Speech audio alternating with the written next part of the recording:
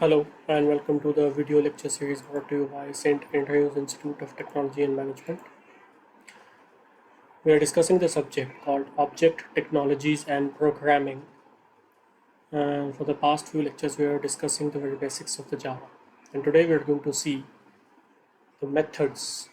Now we have used methods before in this course. That is the main method that we are using in each and every class.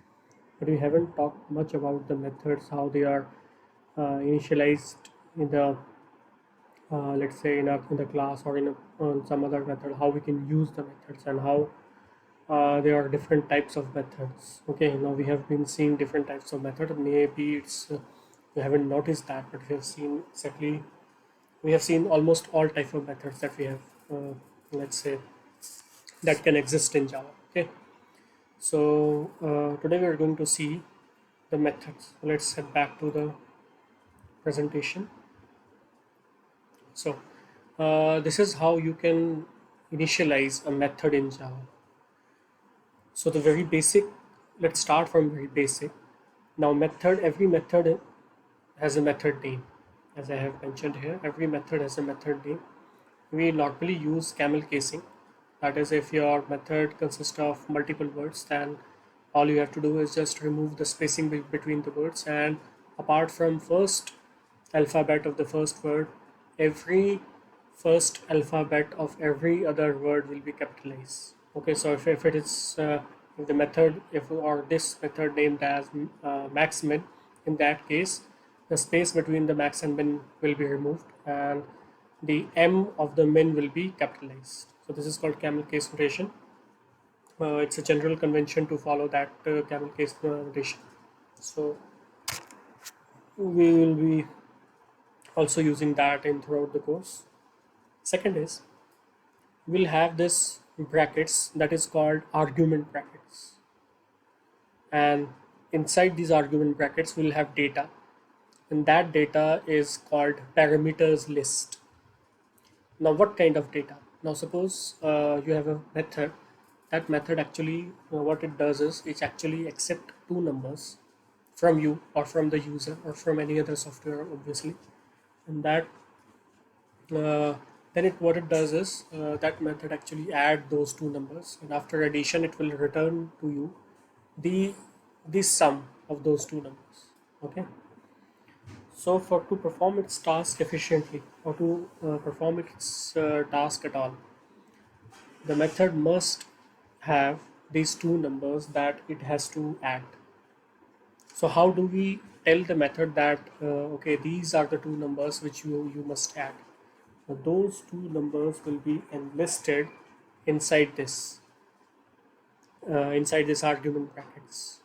In this case, as you can see, we have initialized two no, sorry, not initialized, but we have declared two variables, that is x and y, and both of them are of type integer. So what we are telling this particular method max says that okay, uh, that I am passing you these two numbers x and y, and they are of type integer, and what you have to do is you have to compare them, that which one was greater, and out of these two which one of them is greater you have to return back. Okay, now how your method max came to find out what are those two numbers, you have actually passed them to it. Now this is called passing of the argument or passing of the parameters. So whatever be the values that you will mention here inside these brackets, those will be termed as your parameters list or the arguments. Okay, so this is how it works. Now this is just a definition of method. This is just definition of method. This is not the actual use of method. I'll be shortly showing you how to use the method, but first I will understand how to write the body and how to write the signature of the method. Now this is called body of the method inside these braces, and these highlighted terms are called signature of the method. Now we have found out we have already talked about these two uh, let's say parts of the signature of the method, that is the name and the parameters list. Let's talk about this int, that is the return type. Now return type is the type of the data that your method is actually going to return back when it has finished processing. Okay, in let's again go back to the example that we have taken, that is the example of let's say the addition of two numbers. Now for the addition of two numbers, as you can see that for the addition part, sorry, for the addition part, it's not only essential for the method to just add these two numbers. It must return the result back to you. Otherwise, you will never know what is the addition. So method is just like a friend, your friend. He's going to help you. But what good our friend will be if it doesn't tell you how he has helped you. Okay? Or let's suppose you ask your friend, okay, please, I don't know how to add numbers, so you can please add these two numbers for me and tell me the result. Now your friend will add these two numbers, but what if he doesn't tell you the result? Then asking for the help of that particular friend is of no use. I think you have understood what I'm trying to say. Okay, so that is of no use at all. So you can see that we now it is also not mandatory to have the return type of to any method actually. Why is that? Because sometimes your methods must is doing some task or is performing some task or is ought to perform some task that need not to return any value. Suppose your method is just like it needs to only print some values to the console. In that case, it doesn't have to return to you anything or return to the main method anything. So in that case, this particular field, that is return type, we have to write there void, void void. Now void means that your method is not going to return anything. But if your method is going to return something, then you must have to mention the type of the data your method is going to return. Now in the case that has been written, that you can watch in your screens, or the case that we have already taken, that is the addition of two numbers, in both of these cases your method is supposed to return a value, and that value is of type integer. The return type could be anything or any of the data types that we have seen previously in the course, that is double, float, boolean, or string, or maybe nothing. So in that case, you have to write the void. Okay, and the first and the last element of the signature is this, that is your modifier. It is basically your access modifier, which says or which signifies which part of the code or which part of your complete package can use this method or not. So if it is public, anyone can use it. If it is not, then according to the access modifier, permissions will be given. Okay. Now comes to the body. Your complete body of the method, that is the task it has been assigned to do, must be defined in these between these two cases. So this is the body of the method that you can see.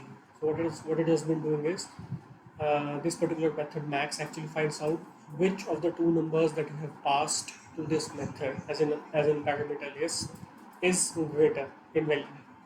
So if x is greater than y, then in that case return x. Now return is the keyword which is used to return something. And mind you, the type of the data that it is going to return here must match with the type that you have mentioned here in the signature. If these two don't match, then in that case you will have a compilation error. Okay, so these two things must match at any cost. I think you have got the point what I am trying to say. Now if x is greater than y, in that case this method will return x. That is, it is saying that okay, I have compared these two values, that is x and y, and x is greater than y.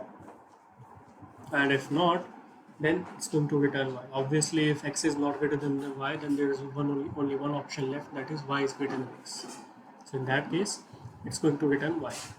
So this is your basically the type of method or how you can initialize or declare a method in your class. Okay, and I think we have touched almost every aspect of the method, so I'm going to get ahead. Now to the kinds of methods in Java. How many kinds of methods are in Java? The first is your predefined methods. We have been using predefined methods from the beginning. I think you may not have noticed that, but we have been using those predefined methods from the beginning. Like one example is your system.out.println. Now that is a method which accept some argument from you. That is the string that we have been passing it from the beginning of the lectures. Okay, so what it does is it actually accepts some string argument or any other argument from you, and it is going to print that value into the console. So that is the task of the method.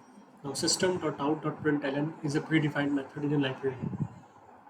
Okay, so those are called predefined methods. You have been using them from the beginning. You may not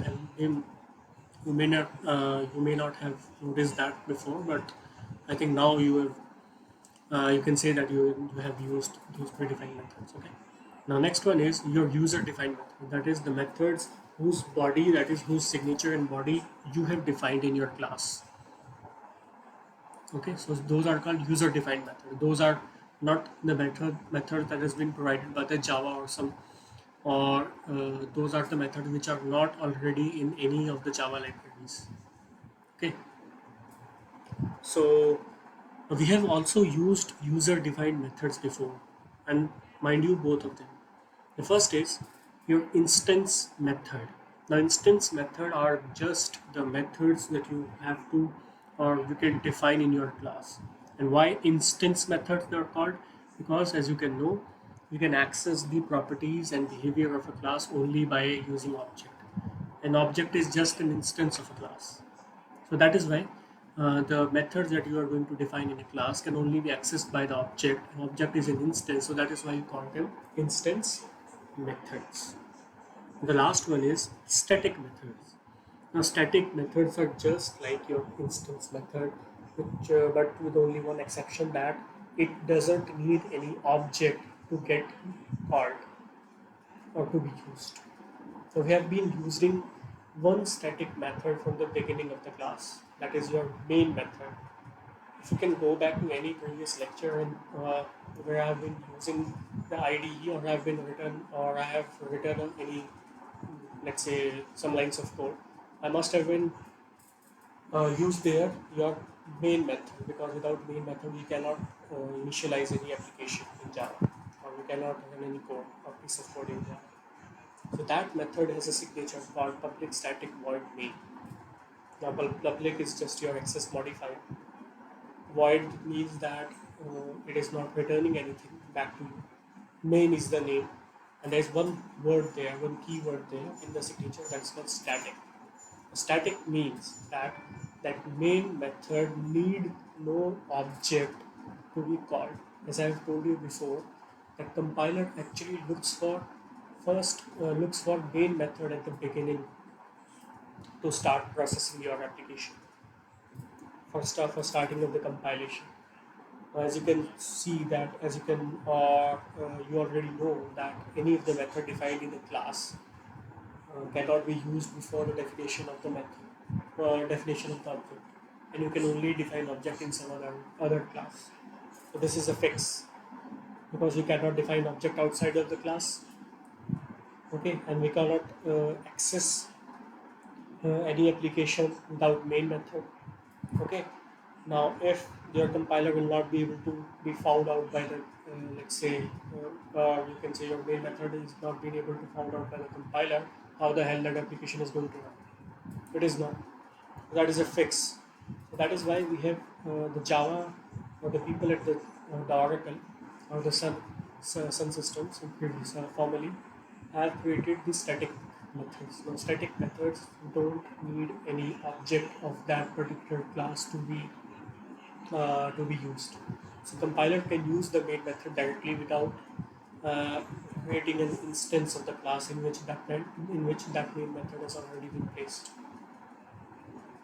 Okay, so I think you have got the point what I'm trying to say.